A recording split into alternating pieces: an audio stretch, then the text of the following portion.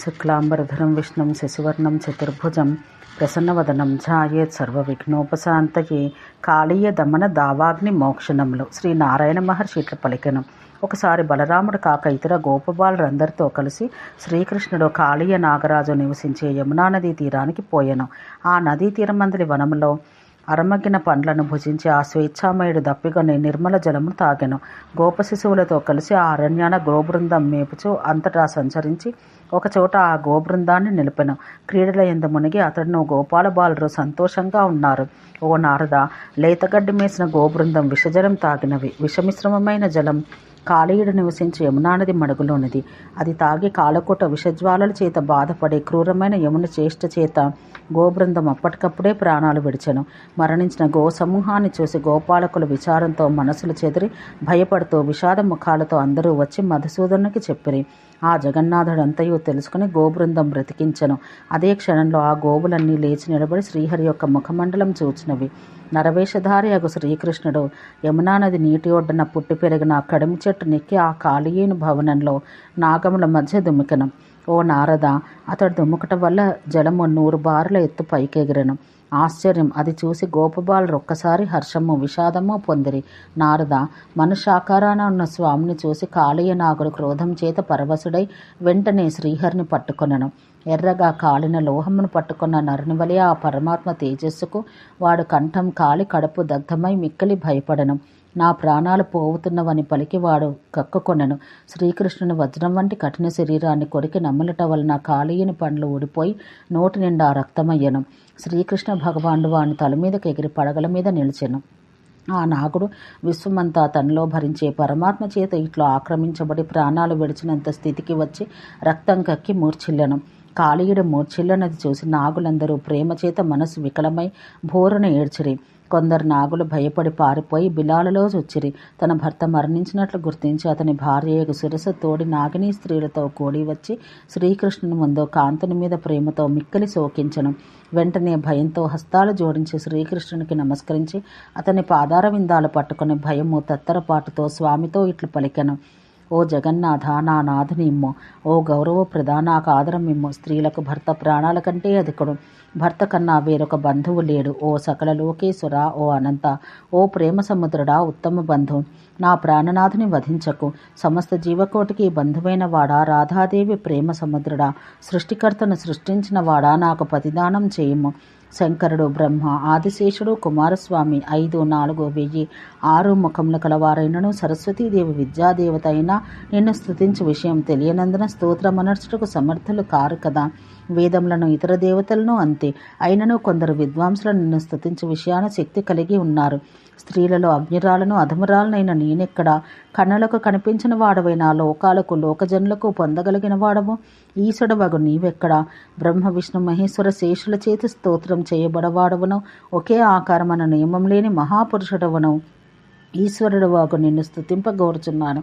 ఎవని స్తోత్రం అనర్చుటకు పార్వతీయు, లక్ష్మియో, వేదమాత అయిన గాయత్రీదేవియో భయపడుతూ నిన్ను స్తుతించుటకు సమర్థులు కాక ఉన్నారో, కలి కల్మషంలో మునిగిన దానను వేదాంగ శాస్త్ర విషయములలో 3 రాళ్ళనగు నిన్నేమి శక్తి గలదానని స్తుతింపగోరుచున్నాను.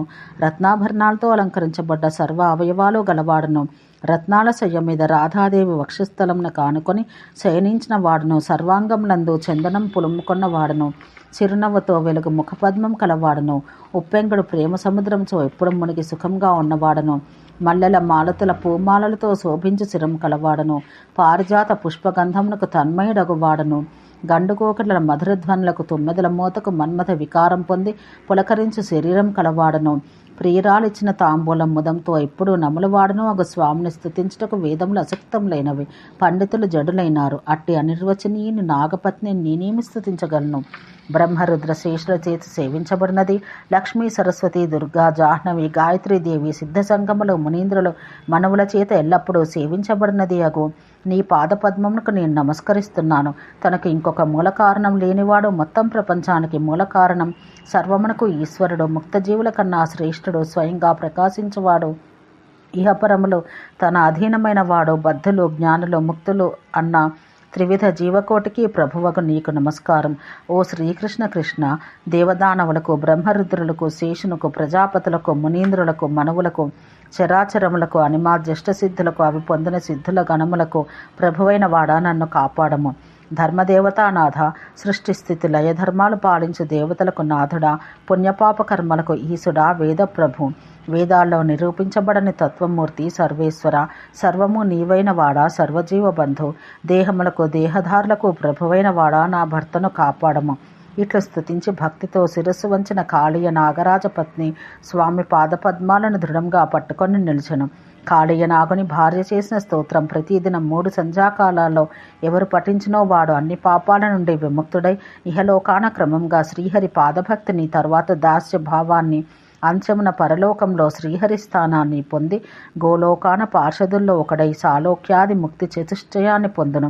ఓ మహానుభావ, నాగపత్ని వాక్యం విని మిక్కిలి హర్షం చేత వికసించిన నేత్రాలు కలవాడను, అందరి చేత ఆనందపరచువాడు ఒక భగవంతుడకు శ్రీహరి స్వయంగా ఆమెతో ఏమననో ఆ మిక్కిలి అద్భుతమైన రహస్యం చెప్పుము. సూతుడిట్లు పలికను. నారదుని వాక్కులుని అందరినీ సమముగా చూసే భగవంతుడకు నారాయణ మహర్షి ప్రతి మాటలో తేనె బిందువులు నింపుతూ శ్రీకృష్ణ పరమాత్మను గురించి ఇట్లు చెప్పను. భయము తొందరతో పాదముల మీద పడి చేతులు జోడించిన నాగపత్ని వాక్కులోని శ్రీకృష్ణుడు ఆమెతో ఇట్లనను. ఓ నాగరాణి, లేలేము, భయం విడుముము, వరం కోరుకునము. ఓ తల్లి, నా వరం వల్ల ముసలితనము, మరణం లేని నీ భర్తను స్వీకరించము. బిడ్డ, ఈ కాళింది మడుగు విడిచిపెట్టి నీ భర్తతో, నీ నాగనాగిని గణంతో పాటు నీ స్వగృహానికి పొమ్ము. సుఖవంతులు కండు. ఓ నాగరాణి, నేటి నుండి నీవు నా కూతురు వైతివి. నీకు ప్రాణాల కంటే అధికుడైన ఇతడు నాకు అల్లుడు, సందేహం అక్కర్లేదు. ఓ సుమంగళి, తలపై నా పాదచిహ్నాలు గల నీ భర్తను గరుడు చూసి స్తోత్రం చేసి భక్తితో నా పాదాలకు నమస్కరించును. గరుడుని భీతిని వదిలివేయము. ఈ హ్రదం నుండి మీ నివాసముకు రమణకమునకు త్వరగా పొండు. బిడ్డ, నీకిష్టమైన వరం కోరుకొనము. శ్రీకృష్ణుని మాటలు విని ప్రసన్నమైన చూపులు ముఖం కలదై భక్తితో తన శిరస్సు వంచి అశ్రువుల నిండిన కన్నులతో ఆమె ఇట్లు పలికను. వరములిచ్చువారికి ప్రభువా, నాకు నీవు ఇప్పుడు వరం ఒసగదలిచితివేని నీ పాదపద్మములైందు నిశ్చలముగా నిలిచి దృఢమైన భక్తిని నాకు ఇమ్ము. కమలం మీదనే తుమ్మెద తిరుగునట్లు నా మనసు నీ పాదముల మీదనే ఎల్లప్పుడూ చెరించుచుండునుగాక. నాకెప్పుడు గాని నీ స్మృతి తొలగకుండా ఉండుగాక. ఈ నా ప్రియనాథుడు జ్ఞానంలో శ్రేష్ఠుడు, నా సౌభాగ్యం ఇతని మీదనే నిలిచి ఉండుగాక. ఇట్టి నా కోరిక పరిపూర్ణం చేయము అని పలికి ఆ నాగకాంత శ్రీహరి ముందు నిలిచెను. ఆ సతి శరత్కాల పూర్ణిమ నాటి చంద్రబింబం వంటి శ్రీకృష్ణ ముఖం దర్శించి రెప్పపాటు లేని కన్నులతో స్వామి ముఖ సౌందర్యాన్ని తాగెను. సర్వాంగములు పులకరించగా ఆనంద బాష్పములు రాల్చుచు సుందరుడైన ఆ బాలకృష్ణుని చూసి పుత్రుని మీద వలె ప్రేమను ప్రకటిస్తూ ఉప్పొంగిన భక్తిరసంతో తడిచి మరలా ఇట్లనను. నేను రమణకానికి పోను, నాకక్కడ పని లేదు. ఈ నాగుడు సంసారం చేసుకొనుగాక, నన్ను నీ సేవకురాల్ని చేసుకొనుము. ఓ కృష్ణ, నాకు సాలోక్యం మొదలగు 4 విధముల ముక్తిపై నా కోరిక లేదు. అవి నీ పాదపద్మ సేవలో 16వ వంతుకు పోలవు. నీ పాదసేవను కాకుండా వేరొక వరం ఏ నరుడైనా కోరుకుంటే భరతవర్షాన దుర్లభమైన జన్మ పొంది కూడా తనను తాను వంచుకున్నవాడగును.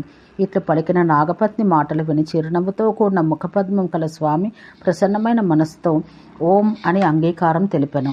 ఓ నారద, ఇంతలో రత్నసార నిర్మితమైన దివ్యరథం ఒకటి గొప్ప తేజస్సుతో వెలుగుతూ తొందరగా అక్కడికి వచ్చెను. దానికి 100 చక్రాలుండెను. అనేక వస్త్రాలతో, పూలదండలతో, ఇతర సామాగ్రితో కూడిన దాని మీద కొందరు పార్షదులున్నారు. మనస్సంకల్పాన్ని బట్టి వాయువేగంతో నడిచే సుందర రథం నుండి శ్యామసుందరుని సేవకులు నల్లని వారు దిగివచ్చి శ్రీకృష్ణునికి నమస్కరించి ఆ నాగస్త్రీని తీసుకుని గోలోకానికి వెళ్లారు. శ్రీహరి తన మహిమ చేత నాగపత్ని యొక్క ఛాయారూపాన్ని నిర్మించి నాగునికి ఇచ్చెను. విష్ణుమాయతో మోహితుడైన కాళీయుడు ఈ విషయం ఏదీ తెలుసుకొనలేకపోయాను. దయానిధి అయిన శ్రీకృష్ణుడు సర్పశిరస్సు నుండి దిగి కృపతో కాళీయుని శిరస్సును చేతితో స్పృశించను. అప్పుడు వాడు తెలివి పొంది తన ముందున్న శ్రీహరిని చేతులు జోడించి కళ్ళ నీరు నింపుకొనుచున్న తన భార్యకు శిరస్సును చూసి వెంటనే ప్రేమ పట్టజాలక స్వామికి నమస్కరించను మరియు రోధించను. ఉప్పొంగిన భక్తి వల్ల బాష్పనేత్రయ్యే పులకరించిన శరీరంతో మాట్లాడకుండా నిలిచి ఉన్న ఆమెను ఛాయారూపాన ఉన్న నాగకాంతను చూసిన దయానిధి అయిన శ్రీహరి ఇట్లు పలికను. ఈశ్వరునికి యోగ్యని యందు అయోగ్యని యందు ఎల్లప్పుడూ కృప సమానంగా ఉండును కదా. ఓ కాళీయుడా, నీ మనసున గల వరం కోరుకొనుము. నీవు నాకు ప్రాణాధికుడవు. బిడ్డ, సుఖంగా ఉండము, భీతిని వదలము. నా అంశంతో పుట్టిన వాడెవరో, నా యందు అతిభక్తుడెవరో వారిని కొంచెం శిక్షించి అనుగ్రహిస్తాను. నా దయకు పాత్రుని చేతును. ఏ నరాధముడు నీ వంశజాతులైన సర్పములను హత్య చేయనో వానికి బ్రహ్మహత్యతో సమానమైన పాపం ఏర్పడును. ఇది నా నిశ్చయం. నా పాదచిహ్నం మీద ఎవడు కర్రతో కొట్టునో వానికి బ్రహ్మహత్యకు రెండింతల పాపం సంభవించును. లక్ష్మీదేవి వానికి ఘోరమైన శాపం ఇచ్చి వాని గృహం నుండి వెడలిపోవును. వానికి నిశ్చయంగా కీర్తి నశించును, వంశస్థుల ఆయుష్యం నశించును. వాడు 100 ఏళ్ళు నా వాక్కు వల్ల కాళసూత్ర నరకం పొందును. అక్కడ వాని నీ శరీరమంతా ఉండు పురుగుల గుంపులు సర్వదా కరచుచుండును. ఆ నరకానుభవం తర్వాత వాడు భూమిపై జన్మించి పాము కరిచి మరణించును. అతని వంశాన పుట్టిన వారికి కూడా నీ వంశం వారి వల్ల భయం కలుగును. ఎవరు నా పాదచిహ్నాలు తలపై గల సర్పాలను చూచి భక్తితో నమస్కరిస్తారో వారు సమస్త పాపాల నుండి విమోచనం పొందుతారు. నీవు త్వరగా రమణకానికి వెళ్ళిపొమ్ము. గరుడుని భయం త్యజించుము. నా పాదచిహ్నంను నీ తలపై చూసి వాడు నీకు భక్తితో నమస్కరించును. నీకును నీ వంశాన పుట్టిన వారికి ఎప్పుడు కానీ ఎక్కడ కానీ గరుడ భయం లేదు. నీవు నా వరం వల్ల నీ మొత్తం జ్ఞాతి వర్గానికి నేటి నుండి రాజువు కమ్ము. వత్స, నీకు శ్రేష్టమైన ఏ వరముందు కోరికయో దాన్ని ఇప్పుడు కోరుకొనుము. భయం విడిచి నీ దుఃఖాన్ని దేన్ని నశింపచేయవలనో నాకు చెప్పు. శ్రీకృష్ణుని మాటలు విన్న కాళీయుడు భయంతో వణుకుతూ హస్తములు జోడించి స్వామితో ఈ విధంగా పలికెను. ఓ వరప్రదుడా, వ్యాపకుడా, నాకు ఇతర వరములందు కోరిక లేదు. నీ పదాబ్జములందు భక్తిని స్మృతిని నాకు జన్మజన్మకు కలుగున్నట్లు వరమిమ్ము. వేదములెరిగిన బ్రాహ్మణుడుగా అయినను లేదా తిర్యక్ జంతువుగా అయినను ఏ జన్మనెత్తినప్పటికీ నీ పాదపద్మాలయందు స్మృతి ఉండునీని ఆ జన్మ సఫలం. నీ పాదస్మరణ లేనిచో స్వర్గలోక నివాసం నిష్ఫలం. నీ పాదధ్యానం గలవానికి ఏ స్థానమైనా శ్రేష్టమే. ఒక జీవి జీవితం క్షణకాలం కానీ, కోటి కల్పములు కానీ, 100 ఏళ్ల పురుషాయువు లేక అల్పాయువు కానీ నీ సేవతో అది గడిచినేని సఫలం. కానిచో వ్యర్థం నిష్ఫలం. నీ పాదపద్మాలు సేవించు సేవకులకు ఆయు క్షీణం కానీ, జన్మ మరణ రోగ శోకాలు కానీ, అతిభీతి కానీ కలగవు. భక్తులకు నీ పాదసేవ ఎందు తప్ప దేవత్వము అందు కానీ, ఇంద్ర పదవి ఎందు కానీ, అతి దుర్లభమైన బ్రహ్మ పదవి ఎందు కానీ వాంఛ ఉండదు. మిక్కలి చినిగి పాతబడ్డ వస్త్రపు పీలికను కొత్త వస్త్రాన్ని సమంగా భావించు భక్తులకు సాలోక్యాది చతుర్ముక్తులను గురించి అపేక్ష ఉండదు కదా. నాగరాజగు అనంతుని నుండి నీ మనవును ఉపదేశం పొందిన నేను నీవాడనై నీ దయ వల్ల నీ భక్త రక్షణ దీక్షలో రక్షించబడుతుని. నీ యందు దృఢభక్తి గల గరుడు జ్ఞాన పరిపక్వత లేని భక్తి లేని నన్ను గుర్తించి నా నివాస స్థానం నుండి నన్ను దూరంగా తొలగించను. ఓ వరములిచ్చి ఈశ్వర, నాకు నీవు దృఢభక్తి అనుగ్రహించావు. నీ పాదపద్మ చిహ్నముల ముద్రలు గల నా శిరస్సును అతడు చూసి నీ భక్తుడనని ఇక ఇప్పుడు నన్ను నీవు విడిచి ఉండవలదు అని పలుకును. దోషములు కలవాడైనప్పటికీ నీ భక్తి అన్న గుణం కలవాడను కనుక ఇక నన్ను అతడు వదలజాలడు. నాకు పూజ్యులైన నాగేంద్రులు ఇక నన్ను వధింపరు. నా గురువగు అనంత నీడలను తప్ప నాకు ఇక్కడ ఎవరి వల్ల కానీ భయం లేదు. దేవతల ప్రభువులు, దేవతలు, మునులు, మానవులు స్వప్నంలో కానీ ధ్యానించి కానీ ఏ స్వామిని చూడజాలరో అట్టివాడు నాకు కన్నులకు గోచరించినాడు. ఓ ప్రభు, నిరాకారుడవు, నిర్గుణుడవు, నీవు భక్తుల ఒత్తిడి వల్ల సగుణుడవు, సాకారుడవు అగుచున్నావు. కానీ నీకు విగ్రహం ఎక్కడిది? నీ ఇచ్ఛా సంకల్పాలను బట్టి మారువాడవు. ఓ సర్వము నివాసంగా కలవాడా, సర్వమునకు నీవు సనాతన బీజం, సర్వజీవకోటికి ప్రభువు, అందరి చర్యలకు సాక్షివి, సర్వమునకు ఆత్మవు, సర్వరూపధారవి నీవు. బ్రహ్మ, రుద్రుడు, ఆదిశేషుడు, ధర్మదేవత, వేదాంగవేత్తలు ఏ ప్రభువును స్తుతించుటకు మందబుద్ధులో అట్టి ప్రభువును సర్పం స్తుతిస్తున్నది. ఓ నాథుడా, కరుణా సముద్ర, దీనబంధు, ఈ అధముని క్షమించుము. పుట్టుకతో వచ్చిన దుర్జనత్వం వల్ల దానికి తోడున్న అజ్ఞానం వలన నేను నిన్ను నమిలితిని. ఆకాశాన్ని అస్త్రాలతో భేదింపబడినట్లు నీ అంతు చూడరాదు, నిన్ను దాటరాదు, నిన్ను తాకరాదు, నిన్ను చుట్టి తిరగరాదు. నీవు తేజోమూర్తివి అని నాగరాజు పలికి శ్రీకృష్ణుని పాదపద్మాలపై పడిన. శ్రీహరి సంతుష్టుడై సరియే అట్లేగుగా కానీ సర్వవరములు ఇచ్చెను. కాళీయ నాగరాజు అనర్చిన ఈ స్తోత్రమునే మానవుడు ప్రాతకాలమున లేచి పఠించును వానికి వాని వంశమును పుట్టిన వారికి సర్పముల భయం ఉండదు. వాడి ఈ భూమి మీద ఎల్లప్పుడూ నాగమును సయ్యగా చేసుకొని నిద్రించుటకు శక్తుడగును. నాగగ్రస్తుడైనా, నాగము కాటు దెబ్బతిన్నా, విషభోజనం చేయుట వల్ల ప్రాణములు పోవు స్థితిలో ఉన్న ఈ స్తోత్రం స్మరించినంతలోనే మానవుడు ఆరోగ్యవంతుడగును. ఈ స్తోత్రాన్ని భూర్జపత్రం మీద రాసి భక్తియుక్తుడై ఎవడి కంఠమున కానీ దక్షిణ హస్తమున కానీ ధరించునో వానికి సర్పముల భయం ఉండదు. ఏ గృహాన ఈ స్తోత్రముండనో అక్కడ సర్పాలు ఉండవు. అక్కడ విషం వల్ల, అగ్ని వల్ల, పిడుగుపాటు వల్ల భయం ఏర్పడదు అనున్నది నిశ్చయం. ఈ స్తోత్రం తలంచువాడు ఈ లోకమున ఎల్లప్పుడూ హరిభక్తిని, హరిస్మృతిని కలిగి ఉండి చివరకు తన వంశానికి పవిత్రం ఉనర్చి అంత్యమున హరిదాస్య ముక్తిని పొందునన్నది నిశ్చయం.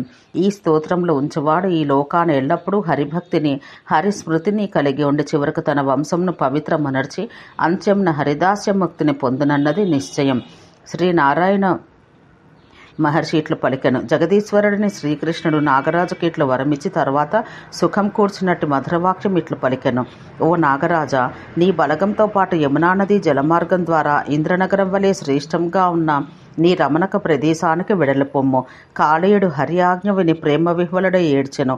ఓ నాథ, నీ పద్మాలను తిరిగి ఎప్పుడు దర్శింతును అని స్వామికి భార్యతో గణముతో పాటు 100 మార్లు ప్రణామాలు నరించి స్వామి ఎడబాటుకు బాధపడుతూ నాగేంద్రుడు జలమార్గాన వెళ్ళిపోయాను. ఆ తర్వాత యమునా మడుగులోని నీరు అమృతం వలె అయ్యను.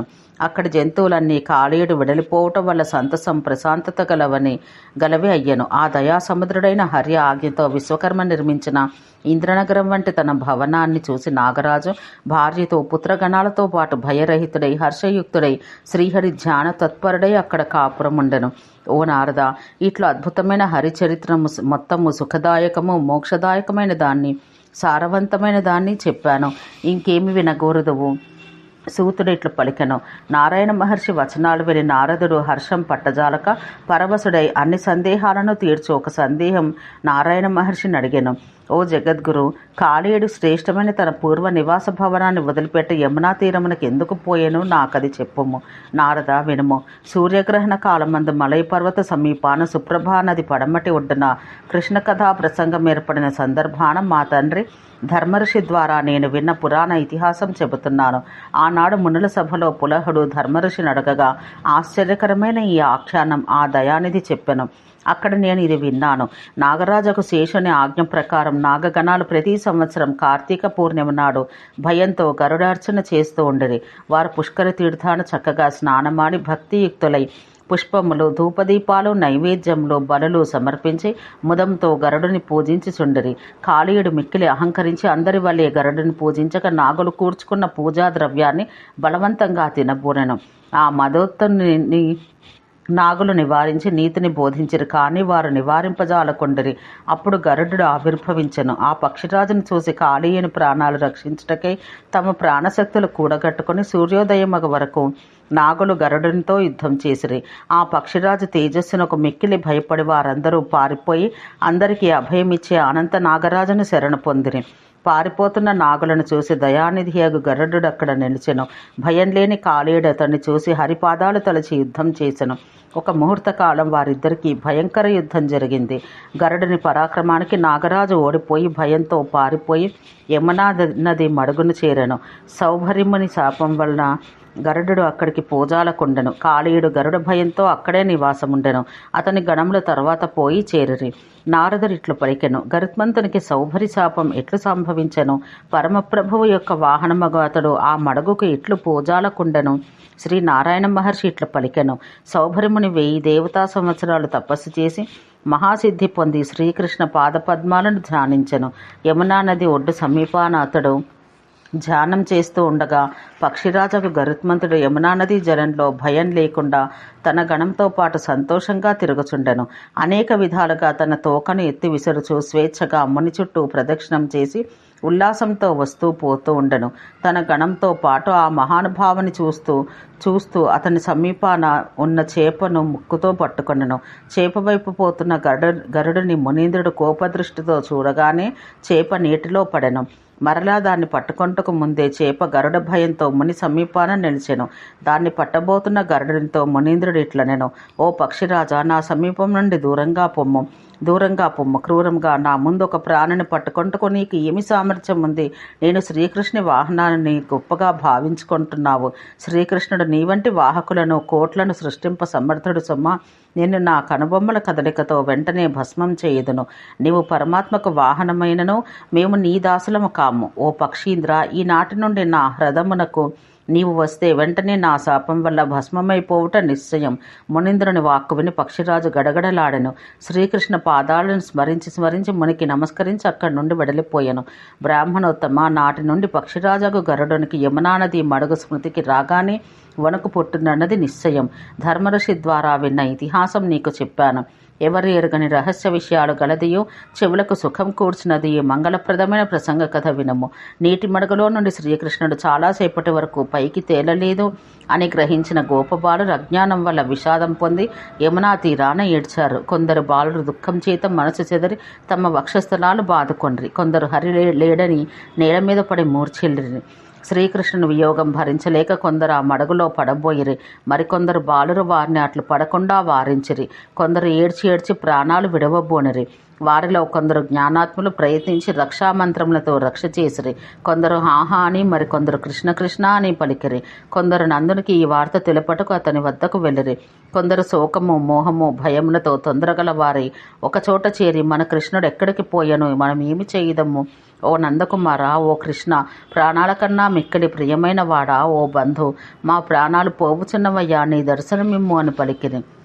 ఇంతలో కొందరు బాలకులు మిక్కిలి చలించి ఏడ్చి శోకంతో చెదరని మనసులు గల వారే నందుని వద్దకు వెళ్లి త్వరగా అతనికి ఈ వార్త తెలిపిరి. యశోదాదేవి మూలబలం, గోపాలురు, ఎర్రతామరల వంటి కన్నులు గల గోపికలు అందరూ వార్త విని దుఃఖంతో యమునా నదీ తీరానికి పరిగెత్తిరి. బాలురితో కూడి దుఃఖించిరి. అందరూ ఒక చోట చేరి శోకంతో ఒడలెరుగక దుఃఖించిరి. ఆ మడుగులో పడబోయిన యశోదామాతను కొందరు అడ్డుకొని ఆపిరి. గోపాలురు, గోపికలు దుఃఖంతో తమ అంగములను బాదుకొనిరి. కొందరు విలపించిరి, కొందరు మూర్ఛిల్లిరి. మడుగులో దూకపోయిన రాధను ఒక స్త్రీ వారించెను. ఆ రాధాదేవి దుఃఖంతో మరణించినట్లు నదీ తటాన మూర్ఛిల్లెను. నందుడు మిక్కిలి ఏడ్చి మరలా మూర్ఛిల్లెను. మరీ ఏడ్చి తిరిగి మూర్ఛ పొందెను. మిక్కిలి ఏడుస్తున్న నందుని శోకంతో బాధపడుతున్న యశోదను, మూర్ఛలో మునిగిన రాధను, గోపాలురను, గోపికలను, ఏడుస్తున్న బాలకులను, దుఃఖాన్వితులైన బాలికలను జ్ఞానంలో శ్రేష్ఠుడైన బలదేవుడు అందరినీ ఇట్లు బోధించెను. ఓ గోపాలులారా, గోపికలారా, ఓ బాలులారా, అందరూ నా మాట వినడు. జ్ఞానంలో శ్రేష్ఠుడైన ఓ నంద, గర్గమహర్షి వాక్యం స్మరించుకొనుము. జగత్తును మోయినట్టి ఆదిశేషునకు, జగత్ప్రళయంను చేయి శంకరునకు, సృష్టికర్తయగు బ్రహ్మకు ఈ ప్రపంచాన ఎవరి ముందు పరాజయం పొందుట సంభవించునో అట్టి సర్వేశ్వరుడు అణువుల కంటే అనువైనవాడు, సర్వమునకు కారణమైన వాడు, స్థూలం కంటే స్థూలమైన వాడు, శ్రేష్ఠుని కన్నా శ్రేష్ఠుడు ఉండియు చూడబడనివాడు, యోగులకు విశ్రాంతి స్థానము, దిక్కులలో ఒకచోట కలియక లేనట్లు ఆకాశం స్పృశించబడినట్లు ఉండువాడు, సర్వేశ్వరుడైనను బాధ్యుడు అతడే అని శృతులు స్పష్టంగా చెబుతున్నాయి. ఆత్మ కనిపించినట్టు వాడు కాదు, అస్త్రములకు గురికాడు, చంపబడడు, కనబడవాడు కాదు, అగ్నిచేత పట్టుబడడు, హింసించబడడు. ఈ విషయం ఆధ్యాత్మిక వేత్తలు ఎరుగుదురు.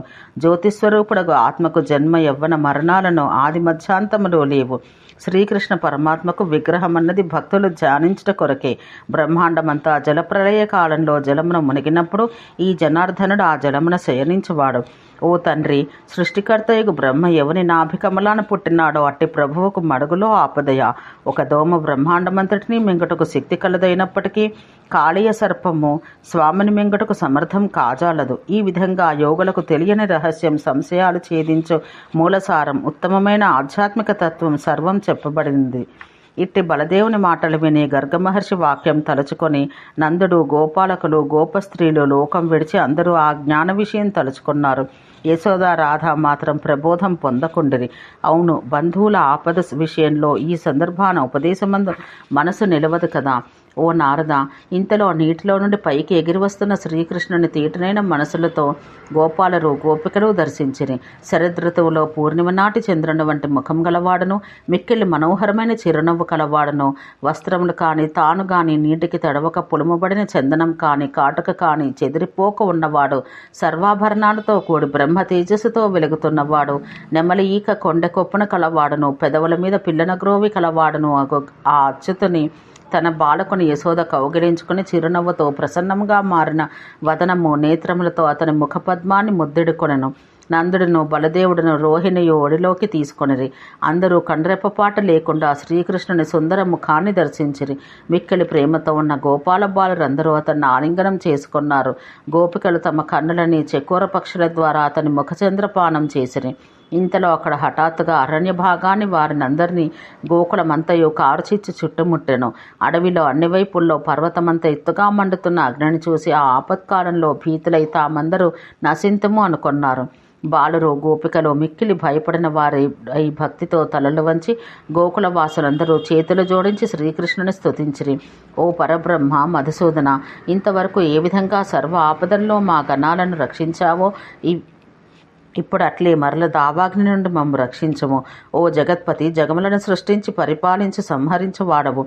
మాకు ఇష్టదేవతవు, మా కులదేవతవు నీవే. అగ్ని కాని, వరుణుడు కాని, సూర్యచంద్రులు కాని, యముడు, కుబేర, వాయువుడు, ఈశానాది దేవతలు, బ్రహ్మరుద్ర శేష ధర్మేంద్రాదులు, మునీంద్రులు, మనువులు, మానవులు, దైత్యులు, యక్ష రాక్షస కిన్నర్లు, చరాచర ప్రపంచమంతా నీ విభూతియే. అందరి జన్మ మరణాలు నీ ఇచ్చవలనే జరుగును. ఓ గోవింద, మాకు అభయమిమ్ము, ఈ దావాగ్నిని నశింపచేయము. మేము నిన్ను శరణ పొందుతున్నాము, శరణాగతులమైన మమ్ము రక్షించము అని ఇట్లు పలికి వారందరూ ఆయన పాదపద్మాలు ధ్యానించి నిలిచి ఉండరి. శ్రీకృష్ణుని అమృత దృష్టి వల్ల దావాగ్ని దూరంగా తొలగిపోయెను. అదట్లు తొలగిపోగా వారందరూ సంతసంతో నృత్యం చేసిరి. హరిస్మరణం చేసినంతలో సర్వాపదలు నశించిపోవును. మహాపుణ్యవంతమైన ఈ స్తోత్రాన్ని ప్రాతకాలాన నిద్ర నుండి లేచి ఎవరు పఠించినో వానికి జన్మజన్మకు వహ్ని భయం ఉండదు. శత్రువుల చేత పట్టుబడ్డ సమయంలో కానీ, దావాగ్ని సంభవించినప్పుడు కానీ, ప్రాణాలకు సంకటం ఏర్పడిన ఆపత్తులో కానీ ఈ స్తోత్రాన్ని పఠిస్తే వాటి నుండి విడుదల పొందును. ఈ విషయంలో సందేహమే లేదు. శత్రు సైన్యం నశించి అంతటా వాడు విజయం పొందును. ఇహలోకాన హరిభక్తిని, అంచెంన హరిదాస్యముక్తిని పొందుట సత్యం. శ్రీ నారాయణ మహర్షి ఇట్లు పలికెను. శ్రీహరి ఇట్లు దావాగ్ని నుండి మోక్షణం చేసి వారితో పాటు కుబేరుని భవనం పోలిన తన గృహానికి వెళ్ళెను. నందుడు ముదంతో బ్రాహ్మణులకు నిండుగా ధనము దానం చేసి జ్ఞాతి వర్గానికి, బంధువులకు భోజనం పెట్టించెను. ఆపదలు గడిచిన సంతోషంతో బ్రాహ్మణుల చేత వేదపారాయణం చేయించి నానావిధ మంగళాలు జరిపించి హరినామ సంకీర్తనం చేయించెను. ఇట్లందరూ బృందావనంలో ప్రతి గృహాన శ్రీకృష్ణుని పాద పద్మ ధ్యాన తత్పరమైన మనసులు కలవారై ఆనందించిరి. ఈ విధంగా శ్రీహరి యొక్క మంగళకరమైన చరిత్రము కలికల్మషం వల్ల ఏర్పడు కష్టాలను కాల్చివేటలో అగ్ని వంటిది. అది అంతయు చెప్పబడినది. ఓం శాంతి శాంతి శాంతి.